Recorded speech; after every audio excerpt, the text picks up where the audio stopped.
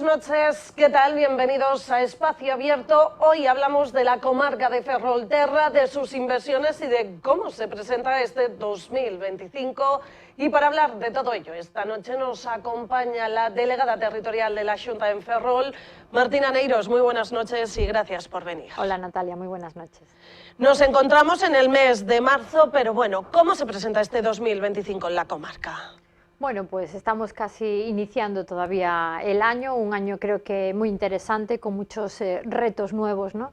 Que asumir y que empezar a ejecutar, ¿no? En concreto aquí en la ciudad de Ferrol, pues después de que entraran en vigor los presupuestos de la Xunta de Galicia al principios de año, pues creo que son unos presupuestos que recogen, ¿no?, sobradamente todos esos proyectos estratégicos y esos proyectos relevantes para seguir avanzando en nuestra ciudad, proyectos que van desde el área de deportes, ¿no?, con esa futura, con ese proyecto de Ferrol Ciudad del Deporte, proyectos también estratégicos desde el punto de vista del cambio que van a suponer para la ciudad, como es el proyecto de abrir Ferrol al mar, cambios en materia de vivienda con esos proyectos nuevos para construir vivienda pública, en fin, todas esas cuestiones relevantes con los que se ha alcanzado un acuerdo entre la Xunta y el Concello de Ferrol para contribuir entre las dos administraciones y conseguir seguir mejorando nuestra ciudad, y por tanto esos proyectos se reflejan en estos presupuestos y ahora lo que toca es seguir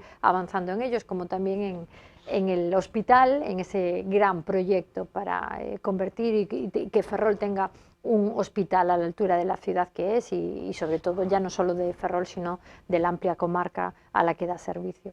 Vamos a hablar de estos grandes proyectos, entre los que hablaba estaba el proyecto de abrir Ferrol al mar. Recientemente venía el presidente de la Xunta a esa inauguración de esa fachada marítima del puerto de Curuxeiras con ese aparcamiento y ese paseo. ¿Cómo ha quedado? Ahora queda la segunda parte con el ayuntamiento. ¿Qué se contempla a lo largo de este 2025? Sí, efectivamente, no se inauguraba la que se ha convertido en esa primera fase de ese proyecto de abrir Ferrol al mar, esa primera fase que coge el entorno de la zona marítima, de la zona del puerto, y que bueno, pues se ha convertido en esa primera fase porque es un entorno próximo al mar. En este caso es un proyecto cofinanciado entre la Xunta de Galicia y la autoridad portuaria, que ha supuesto un cambio. Yo creo que hoy cualquier vecino que se pasee por el entorno del puerto comprueba perfectamente, ¿no?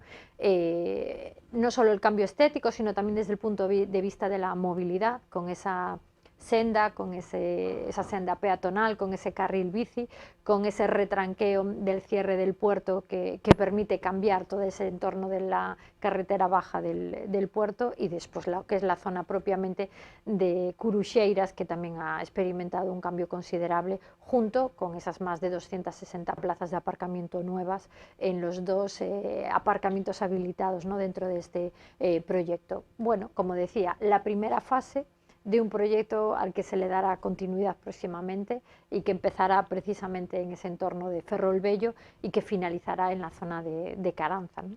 Un proyecto que el propio alcalde, José Manuel Rey, se lo mostraba a su majestad el rey Felipe VI, todo lo que se prevé llevar a cabo, pero a lo largo de este 2025 los ciudadanos van a poder empezar a notar esos cambios, porque sabemos que la burocracia, licitaciones, proyectos...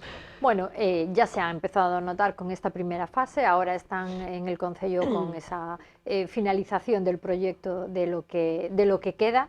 En total, ¿no?, con todo, estamos hablando de un proyecto creo que muy ambicioso de 15 millones de euros. Ahora será la colaboración de la Xunta de Galicia y del Concello de Ferrol y por supuesto con la ayuda, ¿no?, de la propia Armada, porque dentro de ese proyecto se contempla también ese hecho tan simbólico como es derribar parte de la muralla del Arsenal, algo de lo que se lleva hablando muchos años y que ahora va a ser una realidad, junto con esa continuidad a ese carril bici, a esa senda peatonal y esos aparcamientos también disuasorios, e incluso hasta la playa que se contempla en una segunda playa en el entorno de Caranza.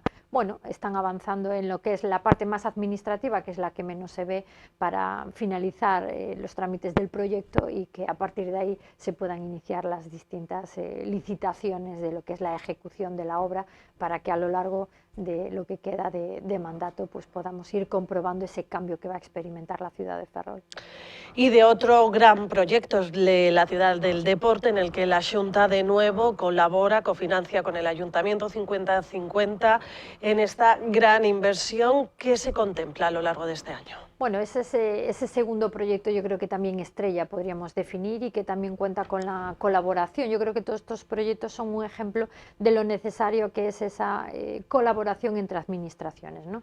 En este caso también es un proyecto para mejorar las instalaciones deportivas de nuestra ciudad, que llevan muchos años, pues desde luego, sin un mantenimiento adecuado, y creo que ahora tocaba, ¿no?, invertir en deporte, en una ciudad que hace mucho deporte, que tiene un tejido deportivo muy importante, y yo creo que el deporte es salud y por tanto desde las administraciones tenemos que contribuir también a mantener, ¿no?, unas infraestructuras. Bueno, es un proyecto de 18 millones de euros, 9 millones el Concello, 9 millones la Xunta de Galicia, y va a afectar a un entorno muy importante desde el punto de vista deportivo y a un importante número de infraestructuras deportivas, especialmente en la zona de la Malata, desde la zona que están utilizando los clubes de remo de San Felipe y de la Cabana, pasando pues por el propio pabellón, las pistas de atletismo, en fin, los pabellones de FIMO. Creo que un proyecto ambicioso que contempla también otras infraestructuras deportivas del resto de la ciudad. Un proyecto tan ambicioso que no se entiende que el Racing esté mirando tener esa ciudad deportiva fuera de aquí, de Ferrol, pero esperemos que aún no está nada decidido, que venga a la ciudad, que qué mejor lugar que para que se instale. Yo desde luego como ferrolana creo que lo que deberíamos aspirar los ferrolanos es a mantener, ¿no?, al Racing, a esa ciudad deportiva en la que el Racing pueda seguir creciendo aquí en nuestra ciudad. Creo que si hay la oportunidad deberíamos aprovecharla. Otro de los ejes fundamentales es la vivienda. Desde el gobierno gallego anunciaban en ese programa que una de las prioridades va a ser la de tener mayor vivienda, y entre las diferentes medidas que se están llevando a cabo en la ciudad se encuentra ese programa Rexurbe. ¿Qué novedades hay en este momento? ¿Qué proyectos se están llevando a cabo? Bueno, yo sí me gustaría destacar antes de nada que efectivamente es uno de esos ejes estratégicos del gobierno de Galicia, de lo que son las prioridades del presidente de la Xunta, de Alfonso Rueda, que es invertir en vivienda, ¿no? Somos conscientes de que es una de las grandes preocupaciones de la sociedad en este momento, y el objetivo es que a lo largo de esta legislatura se duplique el número de vivienda pública, ¿no?, de tal manera que ahora que hay aproximadamente 4.000 podamos llegar a tener 8.000 viviendas de promoción pública, además de seguir trabajando en dotar, ¿no?, de unas 25.000 viviendas, 20.000 de viviendas protegidas y 5.000 libres, que yo creo que es un número relevante para seguir colaborando, sobre todo con los más jóvenes, ¿no?, a conseguir vivienda. Efectivamente, en el caso de Ferrol tenemos dos líneas abiertas, que es la del Rexurbe, con la que ya llevamos trabajando años. En este caso son ya 4 los inmuebles en los que se está ejecutando ya obra. Recientemente venía la consellera de Vivienda a precisamente anunciar el inicio de estas dos últimas. Hay 2 en la calle Carmen Curuxeiras, otra en la calle Benito Viceto y otra en la calle Castro, que ya están en ejecución. De hecho, una de ellas, de la calle Carmen Curuxeiras, finalizará próximamente a lo largo de este año, más bien sobre primavera, y bueno, vamos a seguir avanzando. Ferrol es la ciudad de Galicia en la que más inmuebles se han comprado, 24 inmuebles en total, sobre los que se va a trabajar y sobre los que se va a construir vivienda, y es por tanto en la que más viviendas va a haber en este programa Rexurbe y más inversión se va a ejecutar. Y junto con eso pues tenemos un barrio que creo que va a experimentar un cambio básico, fundamental, que es el barrio del Bertón, en donde hay 7 parcelas en las que se va a construir vivienda pública. Ahora mismo está ya licitándose la obra de 2 parcelas, de 2 inmuebles, por tanto, y bueno, el resto de parcelas, hasta 7, pues están en distintos procesos, lo que es la redacción de sus proyectos, pero desde luego, bueno, estamos hablando de más de 300 viviendas que se van a construir a lo largo de los próximos años en un barrio que está creciendo y que, bueno, pues que a lo largo de este mandato, desde luego de esta legislatura, creo que va a experimentar un cambio importante. Un cambio importante en este barrio, con esa residencia, ahora también con esas viviendas. Lo importante, siempre lo pregunto, la gente quiere notar cuándo se va a empezar a ver obra? ¿Cuándo se prevé que comience ese primer ladrillo? Por lo menos ya hay 2 de esas parcelas, ya están licitándose lo que es la ejecución de la obra, las otras están todavía con el proyecto, con los proyectos, pero en este caso ya hay 2 que se está, bueno, hay ese concurso abierto para que las empresas se puedan presentar sus ofertas para iniciar ya la obra, con lo cual, bueno, pues yo creo que ya está bastante avanzado como para que pronto podamos empezar a ver cómo se está construyendo en estas 2 primeras parcelas. Y hablando también de la vivienda y de los jóvenes, desde el gobierno gallego se están llevando diferentes medidas para ayudarles. Por un lado está el bono Emancípate. ¿En qué consiste? ¿A qué edades va dirigida y cuándo se puede solicitar? Bueno, pues sí, se están promocionando una serie de ayudas, de colaboraciones con los más jóvenes a acceder a la vivienda y hacerles ese acceso a la vivienda más fácil. Este bono Emancípate lo que pretende es colaborar con todos aquellos jóvenes en ese paso de independizarse y se hace a través de una tarjeta, una especie de tarjeta monedero que les va a permitir realizar compras de todas aquellas cosas necesarias para empezar una nueva vida en una vivienda, ¿no? Ya sea de alquiler o ya sea por adquisición, por compra de una vivienda nueva. Si es de alquiler son 1.500 euros, si es adquisición serán 3.000 euros y bueno, pues gastos de todo tipo, desde electrodomésticos, ropa, bueno, pues del hogar, en fin, todas esas pequeñas compras necesarias para darle contenido a un inmueble y que incluso contemplan los gastos de notario, de registro, los gastos de las mudanzas, en fin, una colaboración importante para que estos jóvenes que deciden dar ese importante paso de independizarse, pues puedan tener una ayuda de la administración. Muy importante para aquellas personas que nos escuchan, ¿quién puede solicitar este bono? Cuando hablamos de jóvenes, ¿qué edades comprende? Bueno, pues estamos hablando de jóvenes entre 18 y 35 años. Que tengan, eso sí, es necesario que tengan una fuente estable de ingresos, ¿no? Tienen que cumplir unos requisitos económicos y a partir de ahí pues tienen que estar empadronados en ese inmueble y poco más, es una ayuda sencilla y yo creo que es interesante para todos aquellos que estén decidiendo pues dar ese paso, que cuenten con esta ¿Hay ayuda. algún plazo para terminar de poder solicitar este bono? Sí, hasta creo que es el mes de abril, finales de abril, que termina el plazo para solicitar, Aún o tiene hasta tiempo. que se termine esa es otra cosa. el crédito, que es lo que en estos casos suele acontecer, ¿no? Por el en momento este caso no son está... 2 millones de euros los que hay disponibles para ello y bueno, pues en el momento en el que se agote, pues se habrá perdido esa oportunidad, así que pues todos aquellos que puedan cumplir los requisitos, animarlos a que lo soliciten cuanto antes. Y por otro lado también está el bono de alquiler juventud, bueno, bono alugueiro mocidade, en el que es otra ayuda, por otro lado. Sí, es otra ayuda complementaria, también seguimos echando una mano a los jóvenes, en este caso para aquellos jóvenes que tienen alquileres, es una ayuda de hasta 250 euros mensuales. Señalaba complementaria, es decir, que pueden unirse una y otra. Sí, la otra es una ayuda puntual para el momento en el que te independizas y esta es una ayuda para aquellos jóvenes menores de 36 años que tengan un alquiler. En este caso sí que hay una limitación en cuanto al importe del alquiler, que depende del ayuntamiento, del concello en el que esté ese inmueble, de tal manera pues, que en el caso, pues, por ejemplo, de aquí, de Ferrol y Narón, que son 600 euros y que bueno, pues, influirá el tipo de concello en el que se encuentren, ¿no? Bueno, seguimos ayudándoles también a estos jóvenes. También es necesario que tengan una fuente estable de ingresos y bueno, que certifiquen de alguna manera que esa es la vivienda habitual. No vale pues un alquiler de una segunda vivienda, tiene que ser el inmueble habitual. En este caso son 13 millones de euros los que están contemplados para bueno, pues para contribuir con todos estos jóvenes que cumplan estos requisitos. Es verdad que desde que se inició el plazo está habiendo una cantidad de solicitudes importante, así que volvemos a recordarlo. Que creo que el primer día hubo varios miles de 3.186 solicitudes. Sí, sí, por eso digo que bueno, pues esto es una buena señal. Por un lado es señal de que la información llega a los jóvenes y señal de que los jóvenes están animados a, bueno, pues a recibir estas ayudas y a aprovechar, ¿no?, esta colaboración de la Administración autonómica para empezar a vivir, ¿no? Hoy los jóvenes, cada vez la edad se va retrasando más de independizarse y por eso pues las administraciones también es importante que estemos ahí para ayudar. Hablábamos de grandes proyectos, Ciudad del Deporte, abrir Ferrol al mar, y otra gran demanda que hay aquí en la ciudad es ese saneamiento del rural.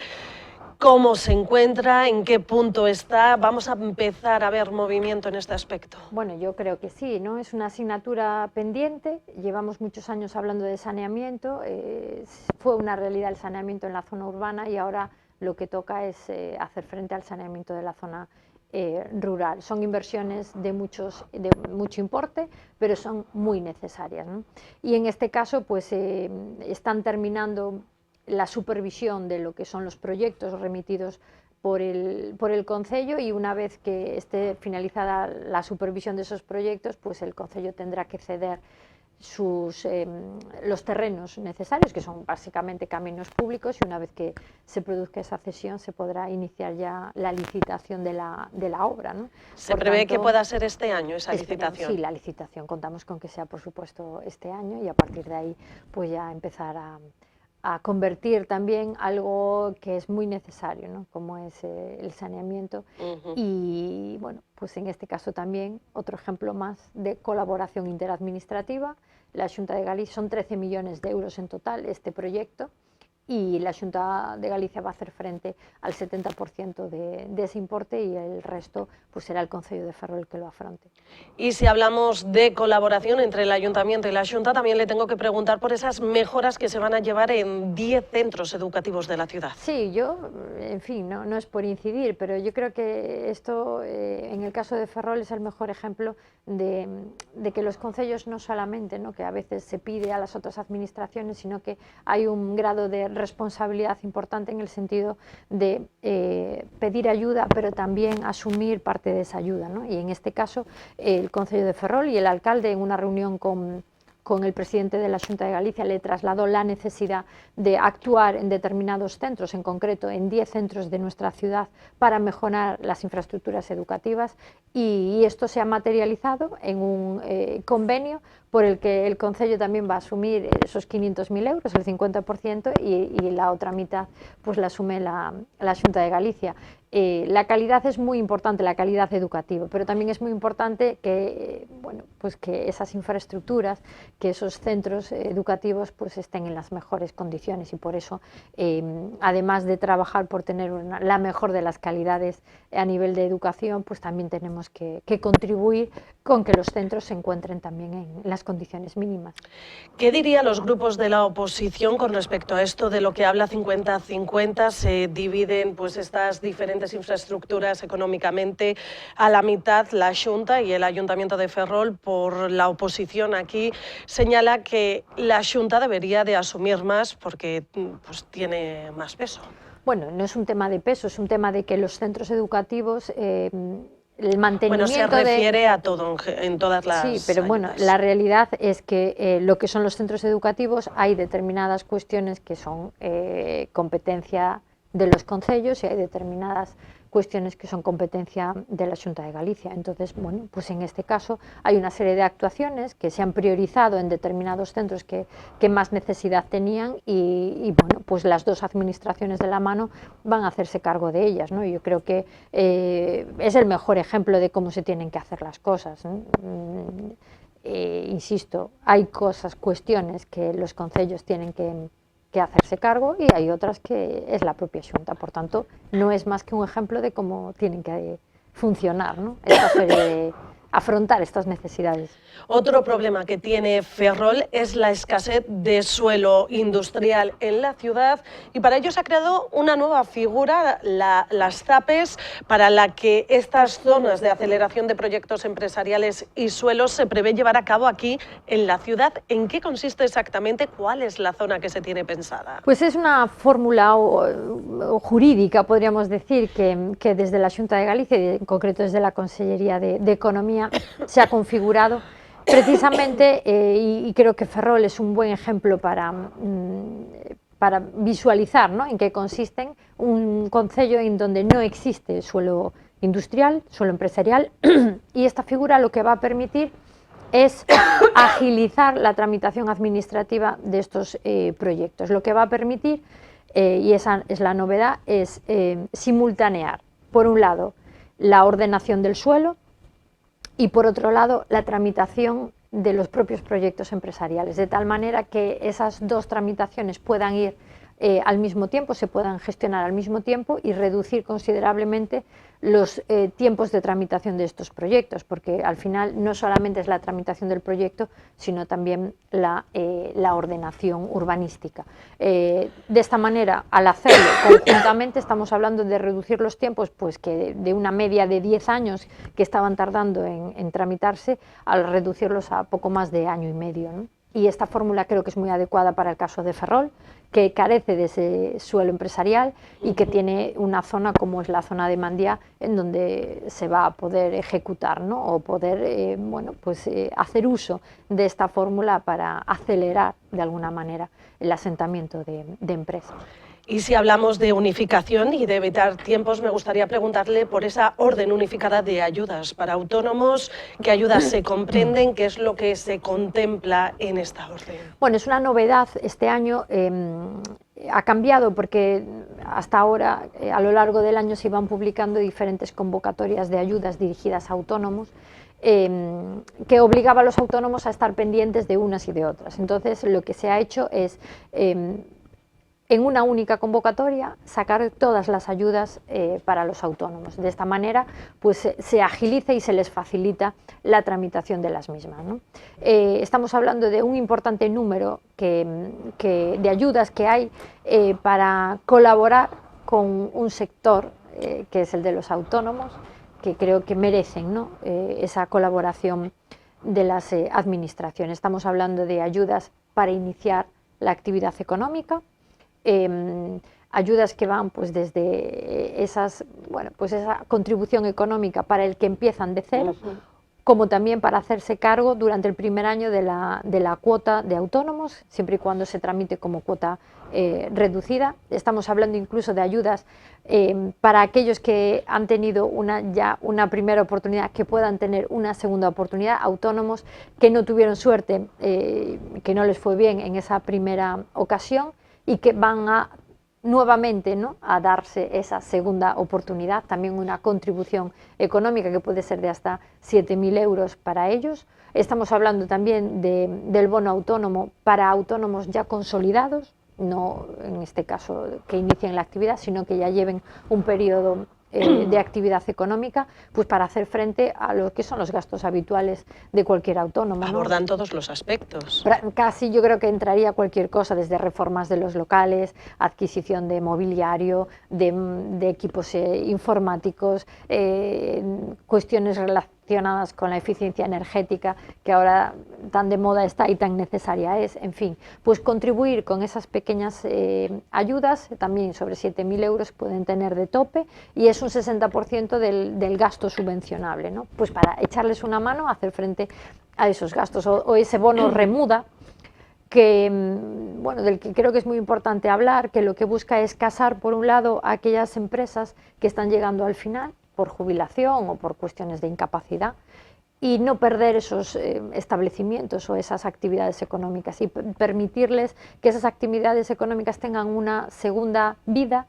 con pues personas que están dispuestas a emprender, ¿no? Y que en vez de hacerlo en un local nuevo, en una empresa nueva, puedan retomar, ¿no?, el típico traspaso de toda la vida. En estos casos la Xunta también colabora con estos traspasos, haciendo frente al 70 o 75% del importe del contrato de traspaso, e incluso ayudando económicamente a los que ceden, ¿no?, a los que traspasan ese inmueble. Y creo que es una buena idea para casar negocios que están funcionando, que son viables y que no se cierren, y que puedan seguir teniendo una vida. Y además de las ayudas de conciliación, pues para los que en periodos de paternidad o de maternidad pues se tienen autónomos que tienen que ser sustituidos por otros contratos de trabajadores, y puedan tener también una ayuda, o para cuidados de menores o de personas con discapacidad. Bueno, pues yo creo que es interesante colaborar también con los autónomos, que es un sector que necesita mucha ayuda y que crea mucha riqueza y mucho empleo. Si hablamos de empleo, de trabajo y de aquí, de la ciudad, el consejero Domar venía hasta Ferrol para inaugurar la primera oficina ESMAR. ¿Cuál es el objetivo de esta oficina? Y lleva un mes abierta, ¿qué tal ha ido? Sí, la visitaba en la calle María y efectivamente no es una de las 7 oficinas que se van a abrir en toda Galicia. Ferrol fue precisamente la primera y es una oficina de asesoramiento, de información, ¿no?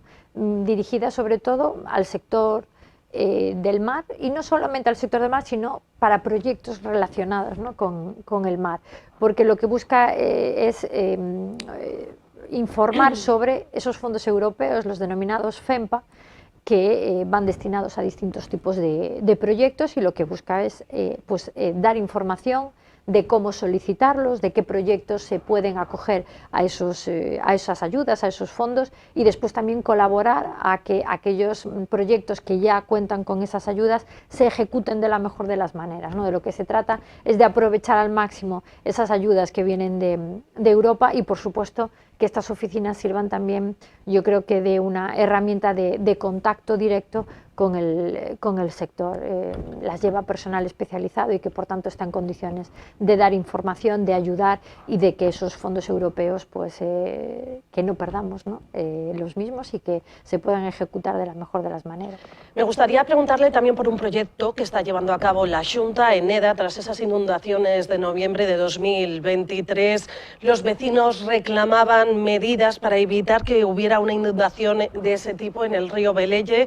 A día de hoy creo que se están llevando desde la Xunta, desde Aguas de Galicia, la segunda fase de los trabajos. Sí, bueno, yo creo que todos tenemos en la retina esas imágenes, ¿no?, de finales del 23, esas inundaciones que ocasionaron importantes daños materiales, pero que no podemos olvidar que esa zona del río Velelle es un área de riesgo significativo de inundación, y eso no lo podemos cambiar, pero sí que podemos, y es lo que ha hecho la Xunta de Galicia, estudiar medidas que puedan reducir, ¿no?, ese riesgo, que puedan minorar el impacto del incremento de caudal cuando las precipitaciones son muy abundantes, y es lo que hemos hecho. Era muy evidente la preocupación de los vecinos, que hasta hacían guardias para controlar el nivel del río en los momentos de mucha lluvia, y desde luego creo que darles tranquilidad fue una de las prioridades. Se ejecutó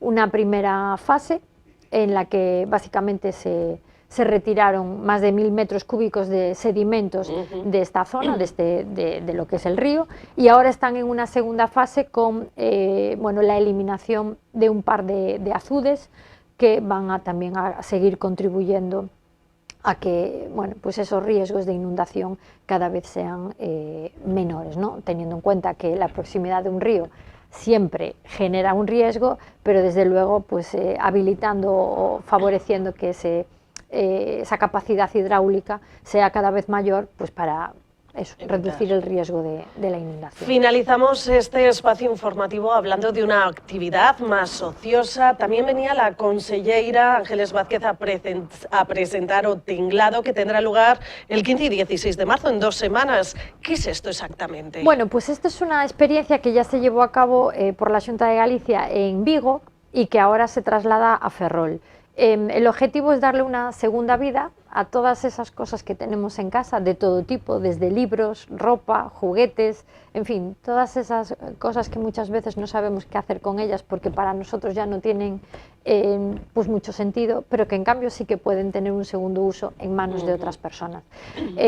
Hasta mañana está abierto el plazo para que todos aquellos que quieran vender, pues todas, y que sean particulares, eso es muy importante, no pueden ser personas que se dediquen a cualquier actividad, en concreto tienen que ser particulares, pues puedan venderlo. Se van a montar 30 expositores en la sala de Curuxeiras en el puerto, en los días 15 y 16, y aquellas 30 personas, que será por orden además de inscripción, los 30 primeros van a poder tener su zona habilitada para vender esas cosas que tienen en casa y que ya no tienen uso. En total es economía circular y es dar esa segunda vida.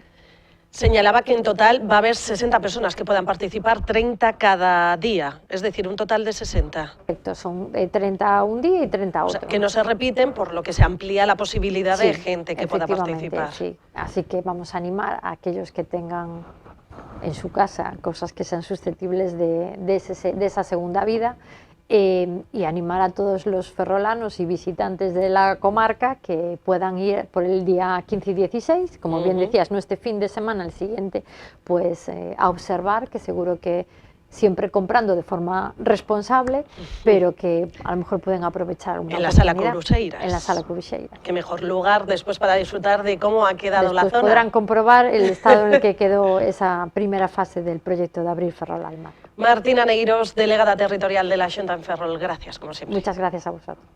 Y gracias también a todos ustedes. Antes de finalizar, recordarles que pueden seguirnos a través de nuestra página web, en las redes sociales, en nuestro canal de la Carta en YouTube o a través de la radio Metro FM, la 90.6. Que pasen una feliz noche.